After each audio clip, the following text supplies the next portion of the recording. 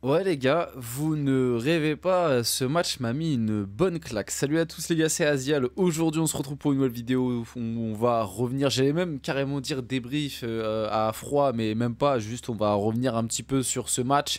Je l'ai toujours pas digéré. Voilà, moi je dois de vous dire la vérité. Je vais parler honnêtement, à cœur ouvert. La défaite, elle m'a fait mal. La défaite, le match m'a fait trop mal. Je pense que ça s'est vu.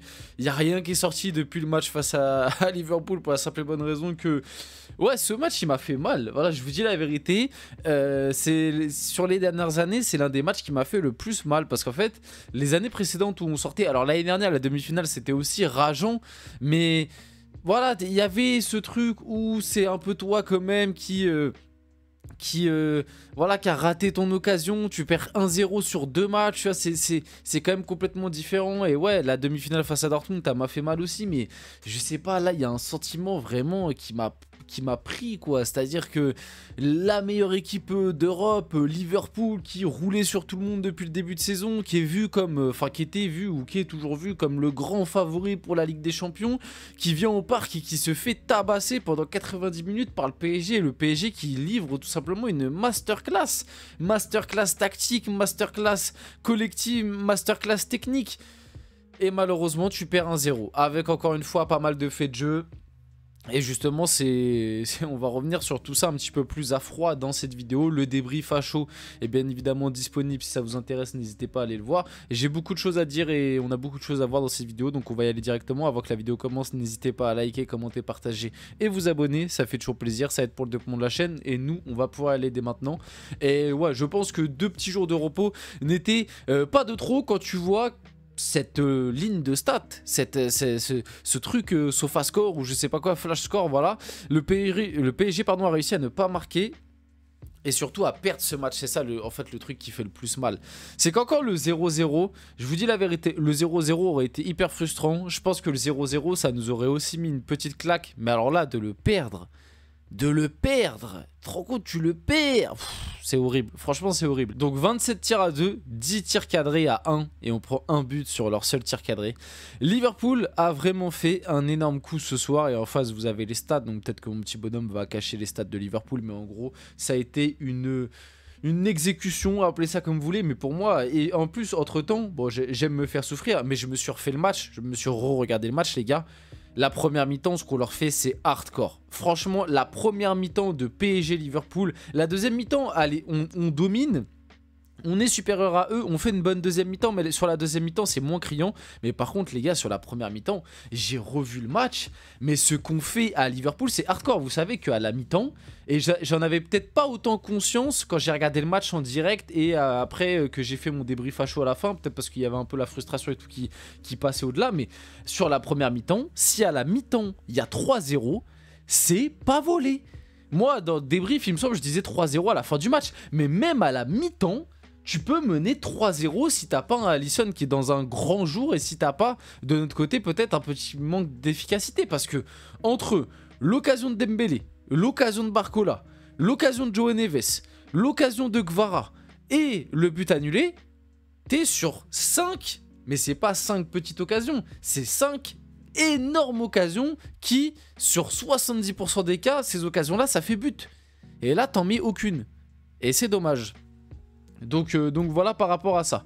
Bon, voilà le hors-jeu de Gvara. Bon, j'en ai vu pas mal, entre guillemets, polémiquer par rapport à ça. Les gars, franchement, ça sert à rien comment dire, de vous prendre la tête sur ça. Les hors-jeux, c'est binaire. Voilà, c'est t'es hors-jeu, t'es pas hors-jeu. Alors oui, quand ça touche ton club, et surtout là, au moment où ce hors-jeu est sifflé, ça fait mal parce que pour moi, le but de Gvara là, à la 20e, si on le met, je pense que derrière on peut dérouler Liverpool. Parce qu'à ce moment-là, Liverpool, ils étaient en train de passer dans la machine à laver. Et 1-0 à la 20e minute, je pense qu'on aurait pu les dérouler. Mais c'est frustrant. Maintenant, c'est pas non plus que à cause de ça qu'au final on perd le match. Il y a des occasions qu'on a eues qui n'étaient pas hors jeu, qu'on a ratées. Et c'est dommage, ça joue à pas grand chose. Mais pour moi, c'est la règle. Moi, voilà, c'est comme ça, c'est binaire, c'est hors-jeu, pas hors-jeu. Là, il y avait hors-jeu, donc voilà. Par rapport à celle-là, je vais pas vous mentir, j'ai mis cette action, cette occasion-là en particulier, parce que celle-là, pour moi, a fait mal. Et pour moi, c'est aussi l'un des tournants du match, celle-là. C'est la fameuse action où Dembélé est trouvé dans la profondeur, où Van Dijk, sur l'action d'ailleurs, il fait n'importe quoi, il se retourne. On sait pas ce qu'il fait, il abandonne Dembélé, il laisse Dembélé tout seul. Alisson sort très vite. La parade d'Alisson est exceptionnelle. On va dire que sur ce premier acte de l'action, je peux pas en vouloir trop à Dembélé. Dembélé peut faire mieux, mais Alisson sort tellement vite et bloque tellement bien l'angle que voilà, c'était possible de faire mieux, mais c'était pas évident. Par contre, la deuxième phase de l'action où la balle revient dans les pieds de Barcola qui a but ouvert, je l'ai un petit peu au travers de la gorge. Je vais pas vous mentir. Enfin, but ouvert. Il y avait des défenseurs de Liverpool devant, mais ce que je veux te dire, c'est que tu mets une praline, t'as juste à cadrer en fait. Tu mets une praline où juste tu cadres, ça fait but. Et là, Barcola, en fait, il te fait une frappe où il veut mettre de la puissance parce qu'il voit qu'il y a beaucoup de défenseurs devant la cage et il sait qu'il faut mettre de la force pour qu'elle rentre. Le problème, c'est que la balle elle part sur le parking d'Auchan, quoi.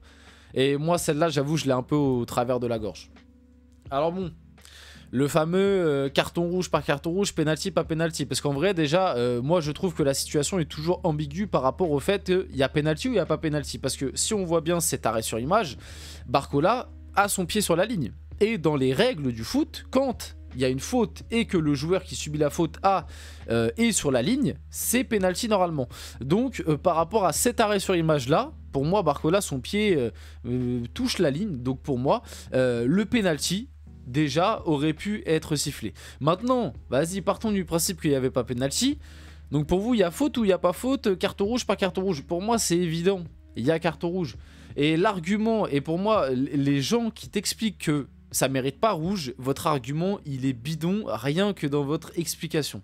C'est-à-dire que moi, j'ai vu plein de gens, et tous les gens qui ont dit « Non, mais il n'y a pas carton rouge », à chaque fois, leur argument, c'était il y a faute, il y a quelque chose, mais c'est pas assez flagrant pour siffler carton rouge. Et même, j'ai vu des gens rajouter ouais, cette faute-là, si elle est sifflée au milieu de terrain, ok, il y a faute, mais comme là, on est dans une situation où Barcola est part au but, on sait pas s'il y a pénalty ou pas, et ça peut mériter rouge, du coup, c'est plus compliqué à siffler et à mettre carton rouge. Donc en fait, je résume. Vous êtes en train de m'expliquer que il y a faute, mais que comme ça donne un carton rouge, en fait, ça siffle pas. Alors moi je sais pas, je vais relire les règles du football, parce que peut-être que je suis trop débile et que vous êtes trop intelligent, les gens qui disent qu'il n'y a pas carton rouge, mais alors moi je ne savais pas que quand une faute valait rouge, il fallait que la faute soit flagrante de dingue. Alors oui, je suis pas débile, je sais très bien que les arbitres depuis la nuit des temps arbitrent un peu comme ça, c'est-à-dire que tu as des situations où tu as une faute, mais l'arbitre va estimer que c'est pas assez flagrant pour siffler un pénalty ou un carton rouge, et moi je vous le dis ici, c'est de l'interprétation stupide, et pour moi c'est des erreurs d'arbitrage, tout simplement. Au bout d'un moment, la situation c'est quoi? La situation c'est qu'on a Barcola qui part au but, qui est devant Konaté, qui a une occasion d'être en face à face, Konaté fait faute, tout le monde le dit, même ceux qui disent qu'il n'y a pas carton rouge, vous le dites dans votre argumentaire que Konaté fait faute mais que c'est pas assez flagrant, donc il y a faute, Konaté fait faute, il annule une occasion de but, il annule un face à face de Barcola, c'est carton rouge, point final. Ne me parlez pas de c'est pas assez flagrant, c'est pas assez ci, c'est pas assez ça, c'est Konaté qui vient mettre une charge dans le dos avec son coude et c'est hyper bien flagrant, Barcola tombe du coup parce que ça le gêne dans sa course, Barcola était en face à face, Konaté est derrière lui, Konaté ne peut pas toucher la balle, c'est carton rouge, point final. Vos arguments sont bidons et vos arguments ne tiennent pas. Y a un autre truc aussi.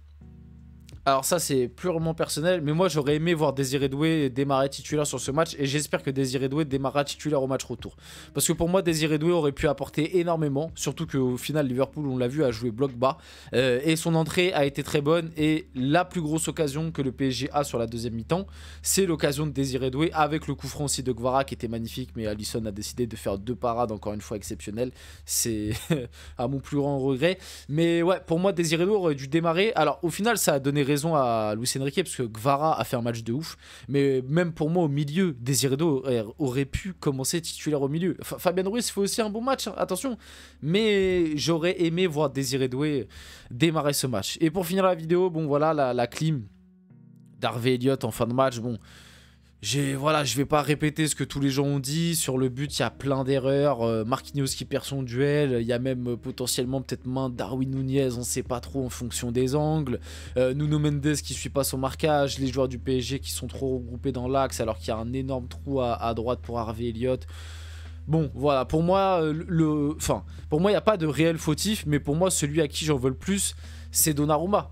C'est Donnarumma parce que moi, je suis désolé, c'est censé être un gardien de top niveau. Il fait partie des gardiens les mieux payés au monde. Ça fait des années qu'on l'a installé au PSG, qu'on attend qu'il nous fasse gagner des points en Ligue des Champions, qu'il nous fasse gagner des matchs en Ligue des Champions. T'as un arrêt important à faire. La balle, elle est pas hyper bien placée, elle est pas hyper puissante d'Harvey Elliott. Il la touche, il a pas la main ferme.